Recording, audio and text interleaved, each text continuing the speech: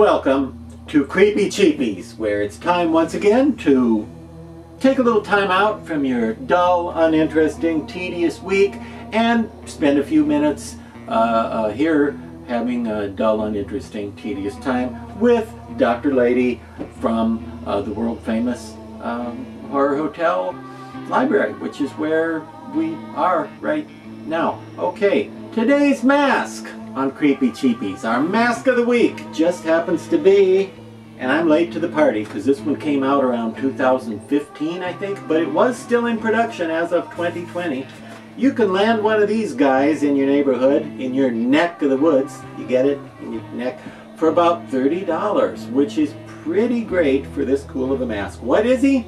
He's the Ghoulish Productions Blood Vampire. I know, but that's what it's called, Blood Vampire, as opposed to what? The yogurt vampire? The shaving cream vampire? I don't know. Most vampires that I know are into blood, so I'm not sure he needed to be called that. But anyway, for 30 bucks or so, or 35, look how cool this monster is, okay? What I like about this guy is he has a lot of the traditional vampiric attributes, such as big fangs, pointed ears, little beady eyes like a bat, and at the same time he kind of brings a modern sensibility to it. He looks almost like something that would be the subject of like a found footage horror movie scaring people out in the woods. And oh, okay, he says he deserves better than a found footage horror movie. Yeah, you're right, you do. All monsters deserve better than found footage horror movies, really. But look how nice this thing is, and I have not done anything to this one. This is right out of the bag, okay, from Ghoulish Productions. I like the way Ghoulish does the blood. They always get it to look very believably wet and sticky and blood-like, as opposed to a lot of mask companies who use masky-looking blood that either looks like ink or paint or ketchup or something. The Ghoulish people have it down in terms of blood, so that's pretty cool. And he's got tiny little eye cuts, which might be a problem if you enjoy seeing while you wear your mask. But on the plus side, okay, on the plus side, he's kind of easy to, you know, put on and take off, or take on and put off.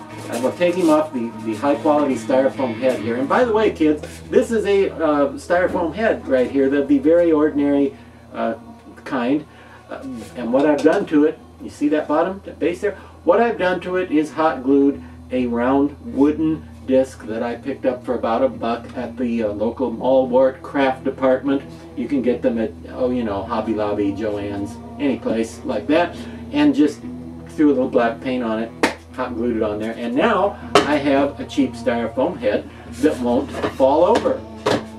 And by the way, there's talk online sometimes about, oh, Styrofoam heads without latex. They really don't. Okay, if they ever did, if they ever do, it's a strange and unusual case, and it would be a case of maybe a solvent that was used on the Styrofoam head when they made it, reacting with latex, but normally no. But what you do need to remember, and how that got started, I guess, is because Styrofoam heads will melt to vinyl masks. So if you have a mask made of vinyl rather than latex, don't put it on a Styrofoam head, or if you must, put some fabric or something inside there so that the vinyl isn't touching the Styrofoam. Why did I bring that up now? I don't know, because this isn't a vinyl mask, this is a latex mask. But I really like Blood Vampire, especially for $30. He looks like something that could be wearing like a shredded up robe, like a hooded monk robe type of costume, or you could make him more of a beastie thing and have like a black fur gorilla suit maybe, but add claws and raggedy stuff to it to make him more of a beast, more of an animal. Or he could be, you know, more of a ghost type thing in an old-fashioned suit, or a Dracula sort of. Anyway, I like the fact that he has classic vampiric tendencies, and yet he doesn't look exactly like anything from one specific movie. He's kind of a combination of all the elements, and I don't know what the colors look like on your monitor of choice there, but it's a really cool color scheme too. He's a really cold, icy, almost blue steel looking creepy dead tealy blue, which works really well. I need a drink. Works really well with his creepy complexion and his wrinkly face and his big striking bloody bright red teeth with that cold blue going on. So nice mask, will set you back a mere 30 or 35 bucks, and I think, yeah. Why is it called Blood Vampire? I don't know. You know what? Maybe it meant, maybe they were supposed to say, maybe it was supposed to say Bloody Vampire, and somebody made a typo and left the Y off. Is that what happened? Were you supposed to originally be called Bloody Vampire? Now that I think about it, that's really a better name, isn't it, than Blood Vampire? Bloody Vampire. That's a little better name, I think. Maybe I don't know what happened there. Maybe he didn't renew his membership with the Y.